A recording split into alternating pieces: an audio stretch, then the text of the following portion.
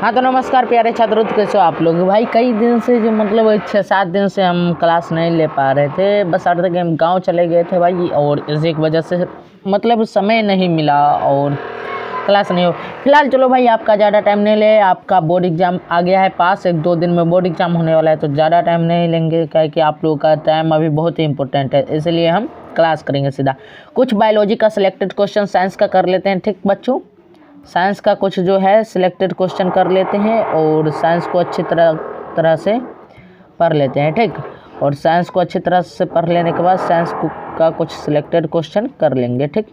Science का selected question biology में कर रहे हैं आज भाई, क्योंकि भाई यहाँ पर एक चीज़ बता देते हैं, एक चीज़ आप लोगों को बता देते हैं भाई।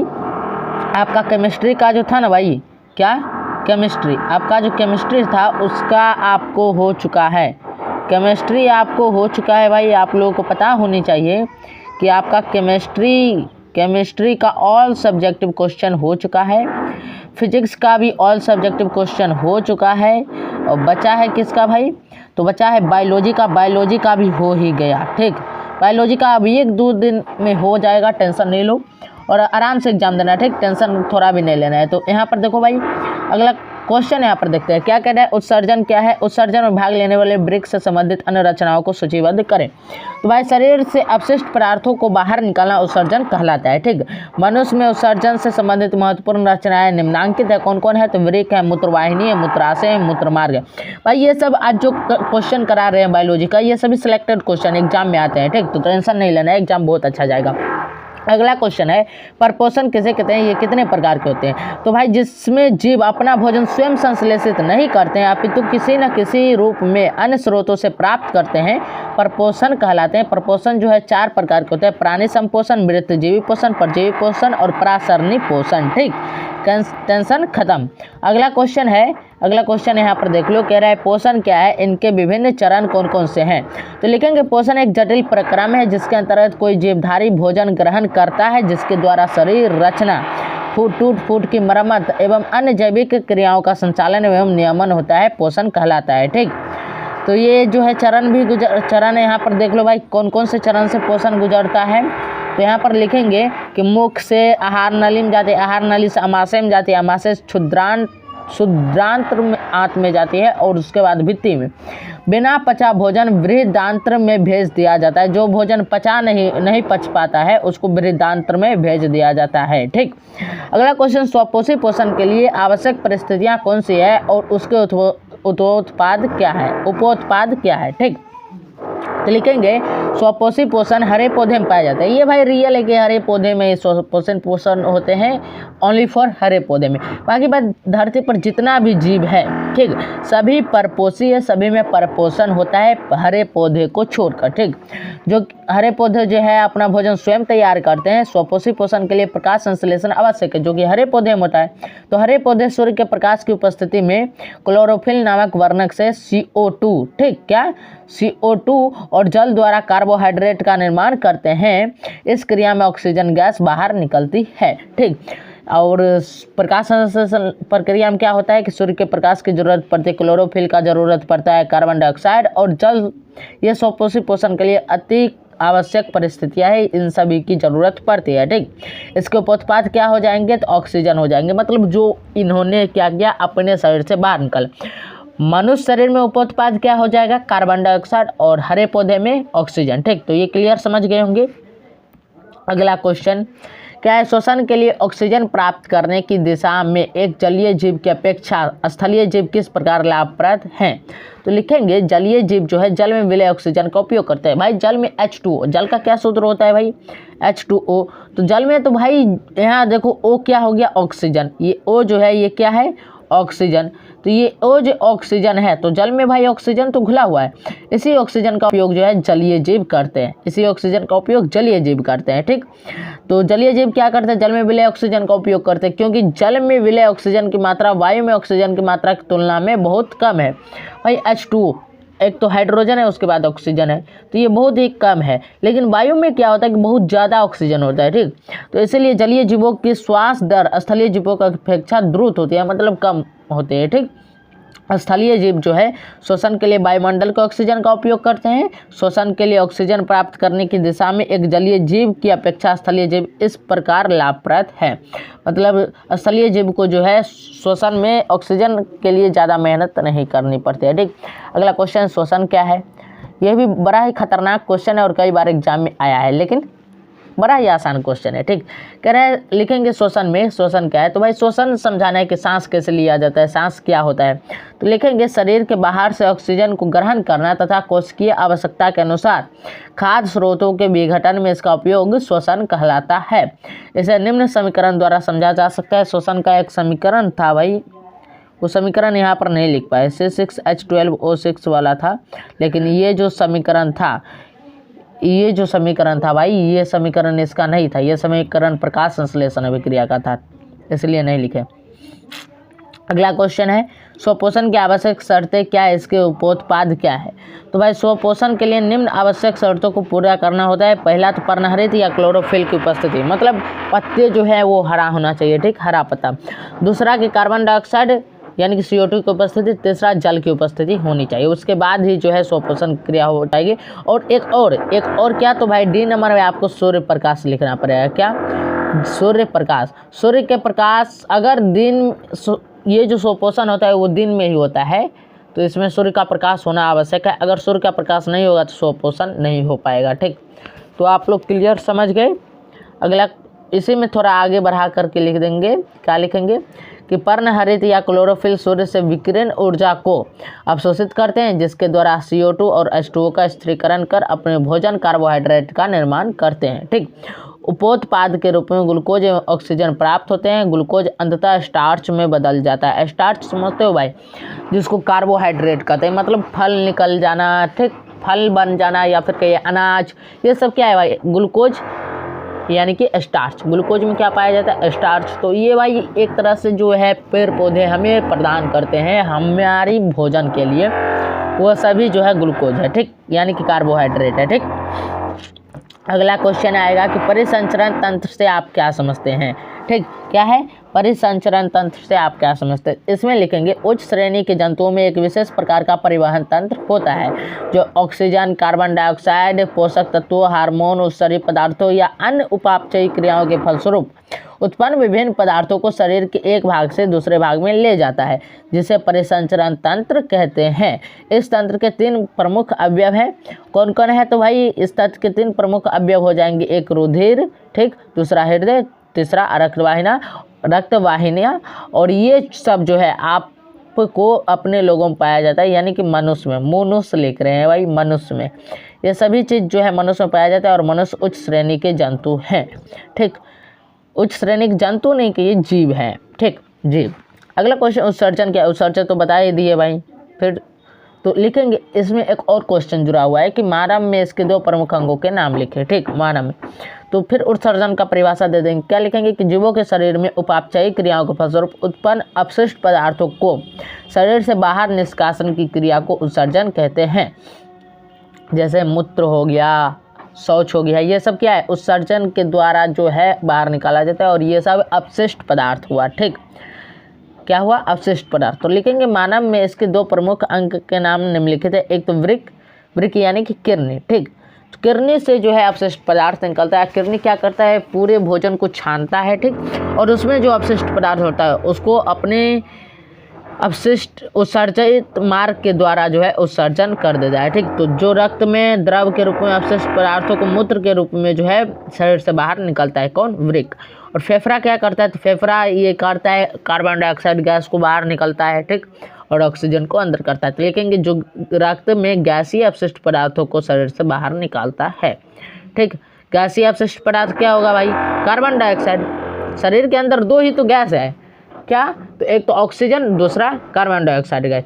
तो ये कार्बन डाइऑक्साइड गैस को बाहर निकालते हैं और ऑक्सीजन को अंदर फेंक देता है। कौन? फेफड़ा। ठीक, अगला क्वेश्चन है कि वाष्पोत्सर्जन क्रिया का पौधों के लिए क्या महत्व है?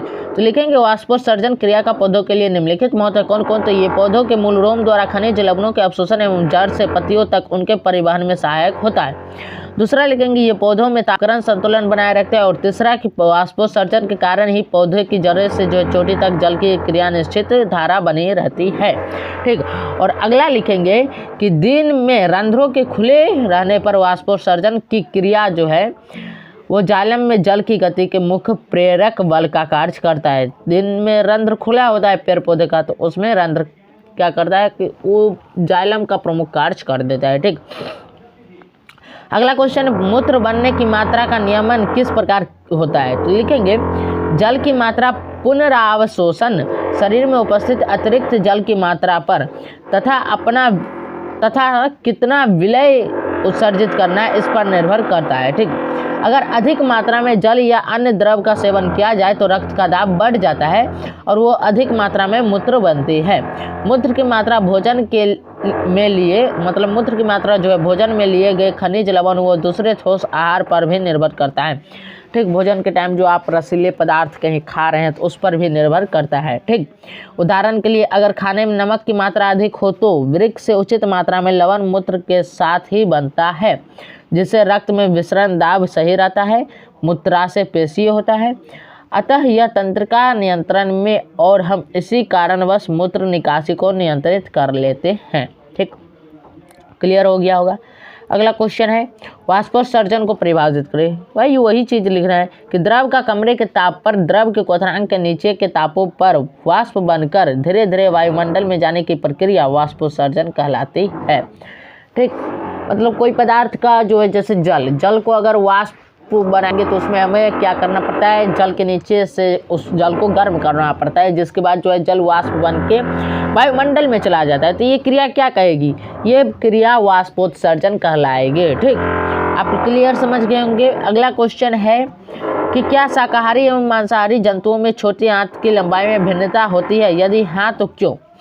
तो लिखेंगे छोटी आंत की लंबाई भोजन के प्रकार पर निर्भर करती है। शाकाहारी जंतुओं में छोटी आंत की लंबाई अधिक होती है, जिससे कि सेलुलोज का पाचन सही ढंग से हो सके। इसके विपरीत मांसाहारी जंतुओं में जो है छोटी आंत की लंबाई छोटी होती है, क्योंकि मांसाहारी भोजन का पाचन अपेक्षाकृत सरल होता है। ठीक। तो ये क्लियर हो गया होगा। अगला क्वेश्चन देख लो भाई, क्लियर क्वेश्चन दिख रहा है। क्वेश्चन कह रहा है कि मनुष्य में दंत क्षरण क्या है। भाई दांत क्षरण क्या, दांतों में जो है कीड़ा लग जाना। ठीक। जिसके वजह से दांत जो है कमज़ोर पड़ जाते हैं और क्या हो जाता है कि वो दांत टूट जाता है। तो लिखेंगे कि दंत क्षरण या दंत क्षय जो है एनेमल तथा डेंटिन के सने सने मृदुकरण के कारण जो है होता है। ठीक। जिसके अनेक जीवाणु कोशिका खाद्य कणों के साथ मिलकर दांतों पर चिपक कर दंत प्लाक बना लेते हैं, पीलापन हो जाता है। ठीक। और प्लाक दांत को ढक देता है, इसलिए लार अम्ल को उदासीन करने के लिए दंत सतह तक नहीं पहुंच पाते। यही दंत क्षरण का कारण है। ठीक। क्लियर हो गया।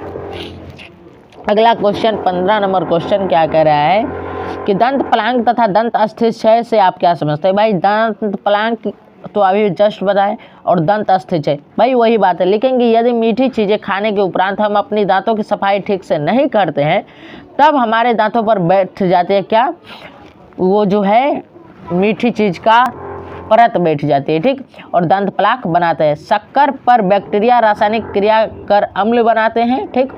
यह अम्ल दांत के इनामेल से रासायनिक प्रतिक्रिया कर उसे नरम बना देते हैं तथा उस स्थान पर धीरे धीरे एक छिद्र बन जाता है, जिसे दंत अस्थिक्षय कहते हैं। ठीक। आप लोग देखते होंगे दांत में छिद्र बन जाता होगा, दांत में छेद हो जाता है। ठीक। तो ये सब आप कई लोगों के साथ हुआ है, ऐसा बात नहीं है, बहुत लोगों के साथ हुआ है। ठीक। अगला क्वेश्चन है कि विषम कोशी पोषण से आप क्या समझते हैं। तो लिखेंगे भाई विषम कोशी पोषण वह प्रक्रिया है जिसमें जीव अपना भोजन स्वयं संश्लेषित नहीं करते हैं, लेकिन किसी अन्य स्रोत पर निर्भर रहते हैं, जैसे कि हरे पौधे पे। ठीक। तो इसमें आ जाते हैं सभी जंतु, सभी जानवर और मनुष्य भी आ जाते हैं। ठीक। अहरित पौधे जैसे कवक होता है, कवक हरा पौधा नहीं होता है, तो ये भी आ जाते हैं इसमें। विषम कोशी पोषण 3 प्रकार के होते हैं, एक मृतजीवी पोषण, दूसरा परजीवी पोषण, तीसरा प्राणी संपोषण। ठीक। तो ये हो गया। अगला क्वेश्चन है, मस्त क्वेश्चन है, क्या कह रहा है कि सजीव के मुख्य चार लक्षण लिखे। तो लिखेंगे सजीव के मुख्य चार लक्षण निम्नांकित है। कौन कौन? पोषण, श्वसन, अगला लिख देते हैं भाई क्या भाई, प्रजनन, वृद्धि एवं विकास। प्रजनन, वृद्धि एवं विकास। भाई प्रजनन सजीव करता है, श्वसन सजीव करता है, पोषण सजीव करता है, आगे बढ़ने का जो है माइंड सेट सजीव करता है, निर्जीव आगे बढ़ने का माइंड सेट नहीं करता है। ठीक। अगला क्वेश्चन है, जीवों में पोषण की अनिवार्यता को सार्थकता साबित करें। तो लिखेंगे जैविक प्रक्रमों के संचालन, वृद्धि, अनुरक्षण आदि कार्यों के निष्पादन हेतु जावा का मूलभूत आवश्यकता ऊर्जा है। यहाँ पर भाई निष्पादन हेतु जाने वाला, ठीक, ये जावा नहीं होगा, निष्पादन हेतु मूलभूत आवश्यकता, ये क्या, निष्पादन हेतु मूलभूत आवश्यकता ऊर्जा है। ठीक। ऊर्जा की प्राप्ति हेतु खाद्य पदार्थों का जरूरत होता है। ठीक। अतः जीवों में पोषण अनिवार्य है। ठीक, ये क्लियर हो गया होगा। अगला क्वेश्चन है कि अगला क्वेश्चन कह रहा है कि हमारे आमाशय में अम्ल की क्या भूमिका है। ठीक। तो लिखेंगे हमारे आमाशय में अम्ल की भूमिका निम्नलिखित है। यह जीवाणुनाशक की तरह कार्य कर भोजन के साथ आने वाले बैक्टीरिया को नष्ट कर देते हैं। भोजन इसके कारण शीघ्रता से नहीं पचता है। ठीक। जब अम्ल आपके शरीर में ज़्यादा हो जाएगा तो भोजन शीघ्रता से नहीं पचेगा। अगला क्वेश्चन है कोशिका के चार कोशिकांग का नाम लिखें। तो लिखें कोशिका के चार कोशिकांग का नाम निम्नलिखित है। माइटोकॉन्ड्रिया, लाइसोसोम, गोल्जी उपकरण, अंतः क्या, प्रादाव्यिका जालिका। ठीक, प्रादाव्या जालिका। ठीक हो गया। अगला क्वेश्चन 21 नंबर कह रहा है मनुष्य के कितने प्रकार के दांत पाए जाते हैं मनुष्य के अंदर, उनके नाम तथा कार्य लिखे। तो लिखेंगे भाई मनुष्य में दांत चार प्रकार के होते हैं, कर्तनक, ठीक, भेदक, ठीक, उसके बाद अग्रचवर्णक और उसके बाद चवर्णक, ये चार हो गए। कर्तनक को काटने वाला दांत कहते हैं, भेदक को चीरने वाला या फाड़ने वाला दांत कहा जाता है, अग्रचवर्णक एवं चवर्णक को चबाने वाला दांत या कहिए पीसने वाला दांत कहा जाता है। ठीक। अगला क्वेश्चन उत्सर्जित पदार्थों के निष्कासन हेतु पौधे द्वारा उपयुक्त विधियों का नाम लिखें। तो भाई पौधे में उत्सर्जन के लिए जंतुओं की तुलना में कोई अवशिष्ट अंग का प्रयोजन नहीं है। पौधे भिन्न भिन्न तरीकों से उत्सर्जित पदार्थों को निष्कासित करते हैं। पत्तियों के रंध्रों एवं तनों के वात रंध्रों द्वारा मिश्रण की प्रक्रिया से CO2 को निष्कासित करते हैं। आवश्यकता से अधिक जल वाष्पोत्सर्जन द्वारा उत्सर्जित होते हैं। ठीक, ये पौधों में होता है। ठीक, आप देखते होंगे पत्तियों द्वारा भी जल गिरता है। ठीक, कभी कभी देखते होंगे, ऐसे तो बहुत ही कम लोग देखते होंगे लेकिन देखते जरूर होंगे। कुछ उत्सर्जित पदार्थ है पत्तियों में छालों में संचित हो जाते हैं जो निश्चित समय अंतराल पर निष्कासित होते हैं। पेड़ पौधे में देखते होंगे गोंद की तरह कुछ निष्कासित मतलब कुछ उत्सर्जित पदार्थ जो है गोंद की तरह निकलते हैं पेड़ पौधे से। ठीक, तो ये सब क्या होते हैं, अपने समय समय पर सब निकलता है। अगला क्वेश्चन है हमारे शरीर में वसा का पाचन कैसे होता है या परिक्रम कहाँ होता है। तो भाई हमारे शरीर में वसा का पाचन आहार नाल के क्षुद्रांत्र में होता है। यकृत से निकलने वाला क्षारीय पित्तरस आए हुए भोजन के साथ मिलकर उनकी अम्लीयता को निष्क्रिय करके उसे क्षारीय बना देता है, जिसकी इसी प्रकृति पर आग्नेयसिक रस सक्रियता से कार्य करता है। पित्तरस वसा को सूक्ष्म कणों में तोड़ देता है। इस क्रिया को इमल्सीकरण क्रिया कहते हैं। लाइपेज एंजाइम जो कि आग्नेयासिक रस में पाया जाता है इमल्सिफाइड वसा को वसीय अम्ल तथा ग्लिसरॉल में परिवर्तित कर देता है। बस ये चीज़ लिख देना, आपको फुल मार्क्स मिल जाएगा। अगला क्वेश्चन देखो भाई, सिलेक्टेड अच्छा क्वेश्चन है। किस जीव द्वारा किन कच्ची सामग्रियों का उपयोग किया जाता है। तो भाई किसी भी जीव द्वारा जो है शारीरिक वृद्धि के लिए उसे बाहर से अतिरिक्त कच्ची सामग्री की आवश्यकता होती है, जरूरत होती है। ठीक, पृथ्वी पर जीवन कार्बन आधारित अणुओं पर निर्भर है, अतः अधिकांशतः खाद्य पदार्थ की कार्बन आधारित है। इन कार्बन स्रोतों की जटिलता के अनुसार विभिन्न जीव विभिन्न प्रकार के पोषण प्रक्रम को प्रयुक्त करते हैं। बस इतना लिखना भाई, आपको अच्छे से नंबर मिल जाएगा। एक चीज़ बता देते हैं, आप लोग उसका PDF जो है जो बहुत ही जल्द मिलने वाला है। आप लोग क्या करना पड़ेगा, नीचे भाई डिस्क्रिप्शन में लिंक दिए हैं। ठीक, नीचे डिस्क्रिप्शन में लिंक दिए हैं, उस पर जाओ और क्लिक करो भाई। नीचे डिस्क्रिप्शन में लिंक पर लिखा होगा PDF डाउनलोड करने के लिए, नीचे दिए गए लिंक पर क्लिक करें। उसमें भाई 50 क्वेश्चन होगा, जिसमें ये क्वेश्चन भी है 25 नंबर तक, मतलब ये टोटल क्वेश्चन है उसमें। ठीक, टेंशन नहीं लाना, उस 50 क्वेश्चन को अच्छे से याद कर लो भाई। यहीं से क्वेश्चन आने वाले, बाहर से क्वेश्चन नहीं आएंगे, यहीं से क्वेश्चन आएंगे, इसलिए बोलते हैं भाई याद कर लो अच्छे से। ठीक, तो अब इसका PDF तो बता दिए कहाँ मिलेगा।